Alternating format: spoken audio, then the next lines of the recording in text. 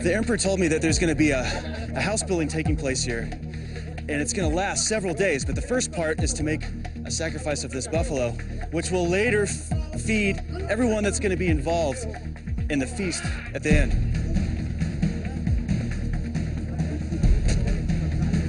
Cattle once held supreme value as both a sacrificial animal and as a medium of exchange. I'm going to help you?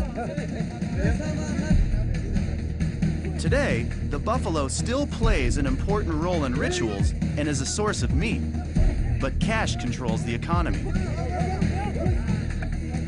Man, this thing weighs a ton. A full-grown bull like this one can fetch up to 15,000 rupees at the local market. There you go. Whew. It's a workout.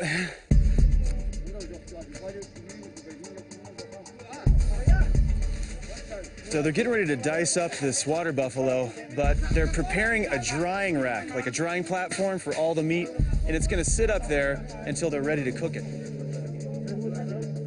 Unlike the rest of this predominantly Hindu nation, meat is an important part of the diet for tribal villagers across Arunachal Pradesh. Is that the heart right there? Yeah, there you go. Whew, yummy. No part of the animal will go to waste. Every piece of meat, every organ, and every drop of blood is deemed edible and honorable. They were really careful not to spill any of the blood on the ground because they give that and the heart to esteemed elders. And the elders like to make a soup with the blood, and they mix it with ginger.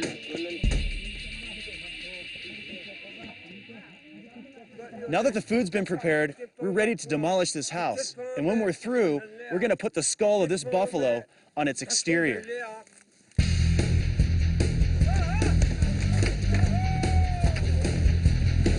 This house belongs to a village chief, but all the construction workers are commoners. The emperor says if I help out, it may convince the queen to give me a tattoo. The wanchos are extremely competitive, so they've turned this event into a competition. We've got to work really fast because there's a contest going on right now. The two teams going head-to-head were selected based on the colony where they live. Whichever colony of the village can finish their half of the house first wins, and they'll be entitled to an extra portion of meat and rice beer.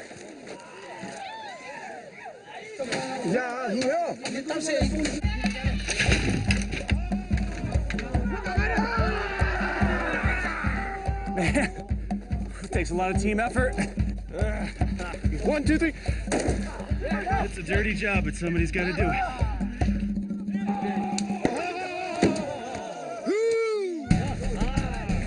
These men may not be headhunters anymore, but watching them work, I can see that the warrior spirit is still alive and well.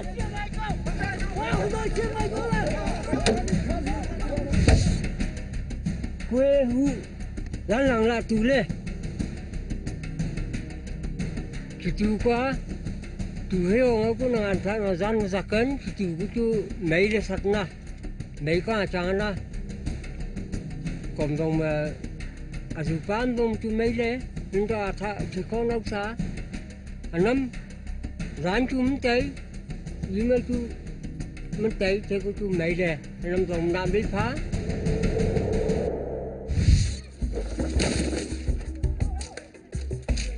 Except for the main posts, every single piece of bamboo and lumber will be removed from the original house.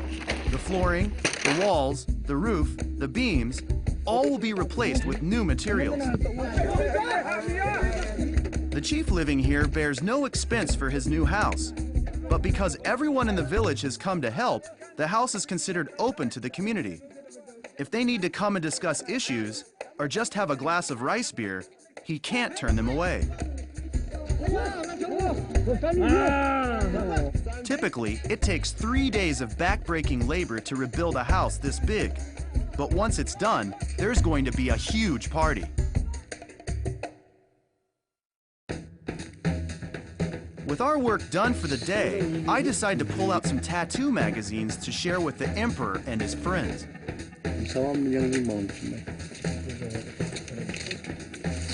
I'm trying everything I can to spark a new interest in their ancestors' traditions, so I don't have to leave without my own wancho tattoo. In America, there's many people that want to get tattooed with like a wancho tool. They feel that they're connected to something that's more spiritual than getting tattooed with a machine. And this conversation has gotten so interesting that we even drew in the queen, the tattooing queen of the conversation. I doubt she's ever seen tattoo magazines before in her life. No need of shirts. Yeah, no need, you're right. There is no need of shirts, really. It's kind of another layer of clothing.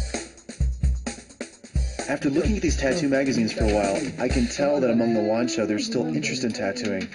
But interest is one thing, and wearing a tattoo on your body for the rest of your life is a different story.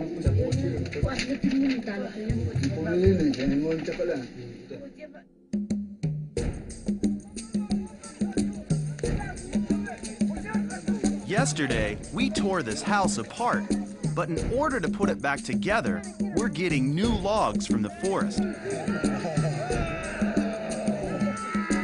I hope in exchange for all my help, the queen will consider dusting off her tools to give me a tattoo. Okay.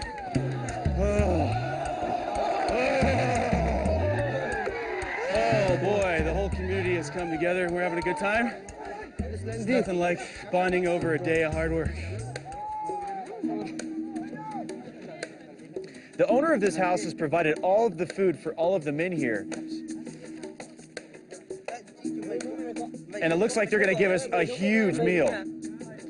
So I've got a heaping plate full of rice, some fresh pork, and I think some vegetables are on the way, and I'm gonna wash it down with this lovely cup of water. Christian ai chang da pu yuan Yesu Christo to yo pong ting ni tai chang pu hai zalan ova chu chimop chu le kong bang sa bang chu chimop pai ova chu chimop la kiam kong ko na kong pong ma ti yo pai yo po hallelujah chawan nu khana kom jing na chok pu yuan pa nang tamen chong pha ko iya niaunu masala moi iya.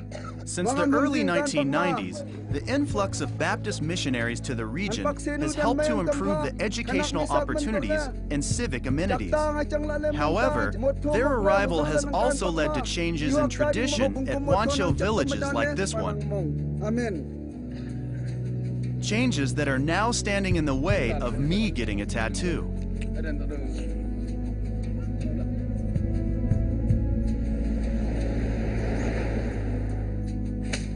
I'm not sure what's gonna happen next.